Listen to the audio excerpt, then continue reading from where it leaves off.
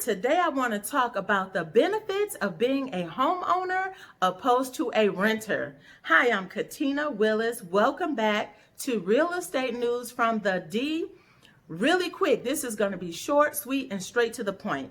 So over the weekend, I talked to several potential home buyers, okay? One home buyer said, no, I don't want to be a homeowner because I'm too busy. I work, I go to school, I don't feel like cutting grass, blah, blah, blah. Another home or potential buyer I spoke with said, I don't want to be a homeowner because I don't want to be stuck paying a mortgage for 30 years. My response is, guess what? As long as you're alive, you're going to pay somewhere to live for the next 30 years. Why not it be you building equity? Okay, so that gets to my point. The number one reason from my perspective that people should be homeowners instead of renters is that it gives you the ability to build equity, right? Now, building equity is that, as you're living in your home, each year, 2 years go by, 3 years, the real estate market is going up, up, up. In most situations, the market is increasing and you're building equity. So say, for example, you buy a property for $100,000. If by the time you live in that property for 5 years, after 5 years, it may be worth $140,000 or $160,000. Of course, it depends on how you take care and maintain the home and where your property is located and the size and all of that. But the bottom line is this. How many people, now raise your hand, how many people have ever received a check after moving out of a rental and going to the next rental? I will wait, but I know it'll be all day.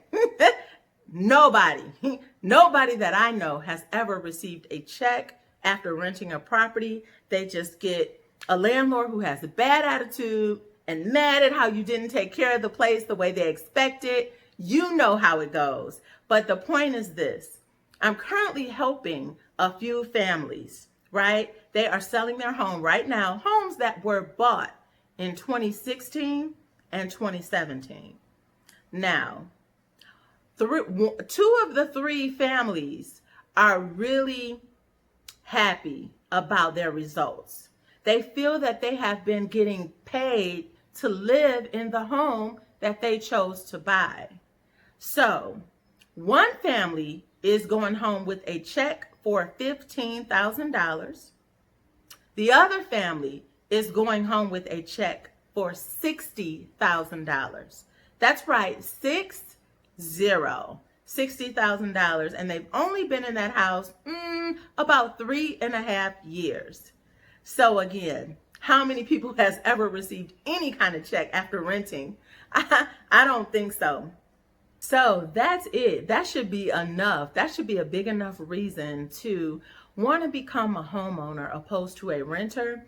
And before I go, I'd like to leave you with a quick tip, okay? A quick credit repair tip. You can repair your credit or improve it on your own. I'll say this, knowledge is power.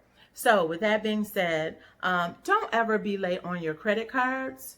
Now, I do understand that with COVID-19, a lot of people have their credit cards on the back burner and they're just not thinking about them right now. They have bigger worries. And I get that, but try to never, ever make it to 30 days late on your credit card. All right. That will cause significant damage that will delay you by months or even years of buying a home. All right. Now, stay tuned for the next video or next week's video. I'm going to tell you some creative ways to buy instead of being a renter. I'm going to give you creative ways to buy a home. And that's it.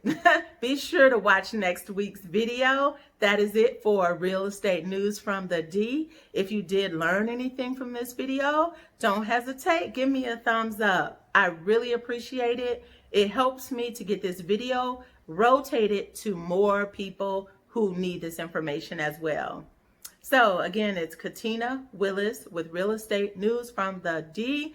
Please don't hesitate. Leave me any comments or questions that you have about buying a home or about maintaining your credit. All right. Thanks for watching.